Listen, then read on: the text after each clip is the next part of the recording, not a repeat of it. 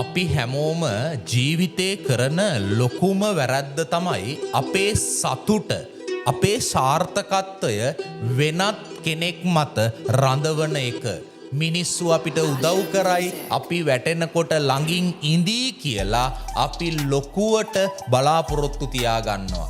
හැබැයි ඒ බලාපොරොත්තු කඩා වැටුණු දවසට දැනෙන වේදනාව ඔයාව සම්පූර්ණයෙන්ම අඩපණ කරන්න පුළුවන්.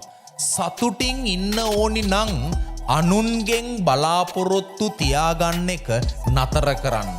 ඔයාගේ ජීවිතේ වගකීම ඔයාම අතට ගන්න. උදව්වක් ලැබුණොත් ඒක අගය කරන්න. හැබැයි කවුරුවත් නැති වුණත් ඔයාගේ ගමන තනියම යන්න පුළුවන් මානසිකත්වය හදාගන්න. ඔයා අනුන්ගෙන් බලාපොරොත්තු තැබීම් නතර කරපු දවසට මේ ලෝකෙ කිසිම කෙනෙකුට ඔයාව රිද්දන්න හෝ අධෛර්යයට පත් කරන්න බෑ. ඔයාගේ සතුට සහ දියුණුව තීරණය කරන්නේ ඔයා විතරයි.